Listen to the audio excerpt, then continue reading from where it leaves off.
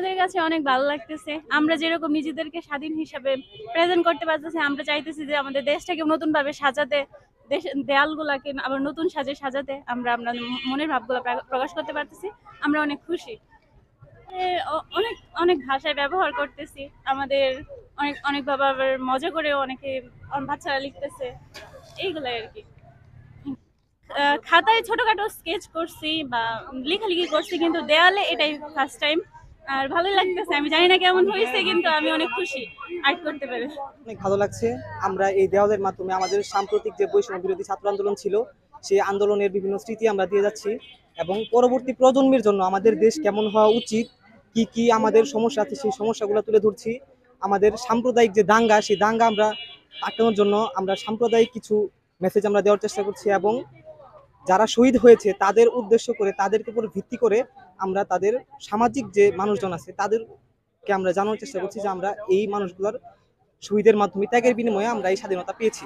এটা মেইনলি প্রতিবাদের ভাষা না, এটা হচ্ছে কি যেহেতু নতুন একটা সরকার গঠন হয়েছে, তো আমরা চাইতেছি কি একটা নতুন বাংলাদেশ হোক। নতুন বাংলাদেশ হলে সবকিছু নতুন করা দরকার। মানে দেওয়ালে চিত্র আঁকাটা না, মেইনলি এটা না যে অনেক কিছু থাকতে হবে। আমরা আর কি ট্রাই করতেছি যে যেগুলো আন্দোলন হয়েছে ওগুলা থাকুক, প্লাস হচ্ছে বিভিন্ন ধরনের শিক্ষণীয় কথাগুলো থাকুক।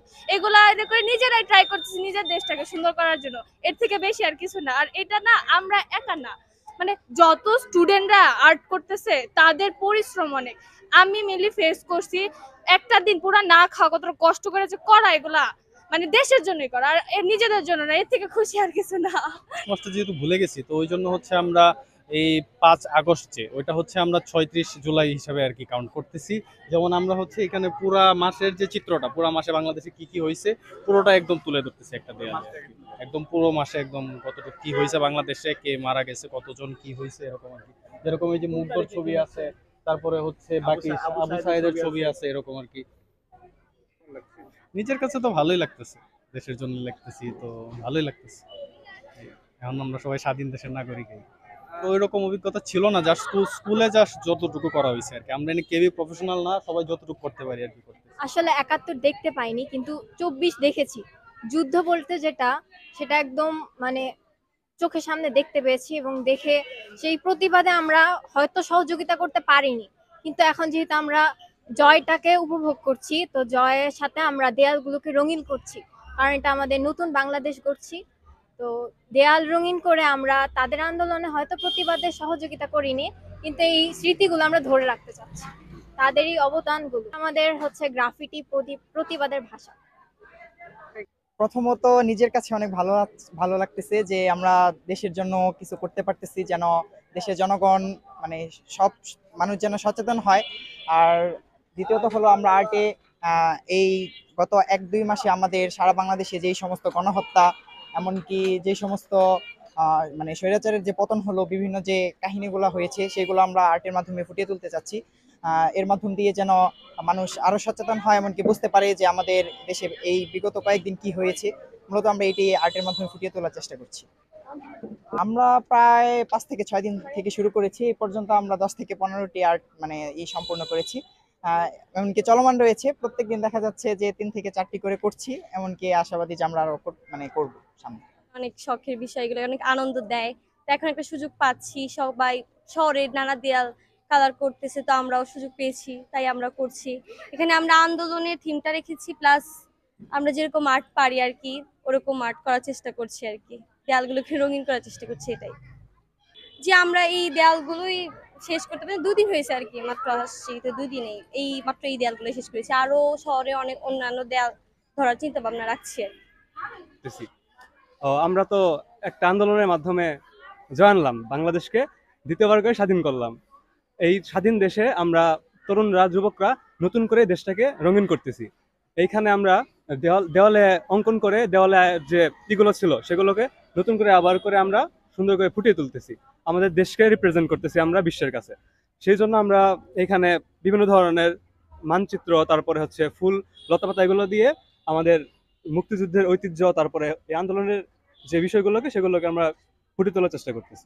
হ্যাঁ, এটা একটা ঐতিহাসিক বিষয়, এটাকে আমরা অবশ্যই অনেক উচ্চ পর্যায়ে নিয়ে যেই তো করছি, সবাই অনেক ত্যাগ তিতিক্ষার মাধ্যমে তো আমরা এই বিজয় পেয়েছি।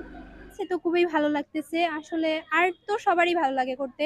এখন হচ্ছে গিয়ে আমরা যদি আন্দোলন করে তারপরে নিজের অধিকার প্রতিষ্ঠিত করে সেটা আবার আর্টের মাধ্যমে প্রকাশ করতে পারি তাহলে তো সেটা আরো বেশি ভালো লাগে। আর আমি আর্ট করতে আসছি আজকেই, এটাই আমার ফার্স্ট আর্ট।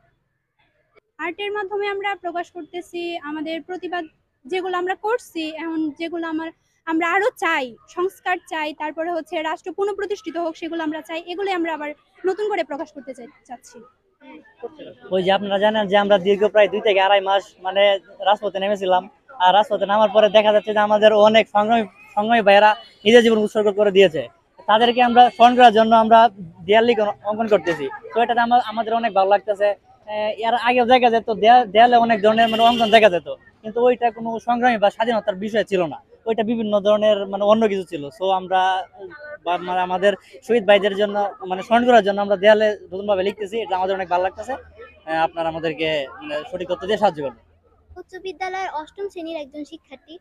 আজকে আমরা এখানে একটি আর্ট মানে গ্রাফিতি তৈরি করছি। সেটার বিষয়টা হলো আমি বিকল্প। এটা করতে আমাদের অনেক ভালো লাগতেছে। তারপরে হলো আমরা আরো 2-1টা করেছি, সেগুলা করতেও ভালো লাগছে। আমার কাছে বলতে গেলে খুবই আনন্দের বিষয়, এবং আমার খুবই ভালো লাগছে যে আমি আমার নিজের মনের যে কথাগুলো সেগুলো আমি আর্টের মাধ্যমে তুলে ধরতে পারছি এবং সবাইকে সেটা দেখাতেও পারছি।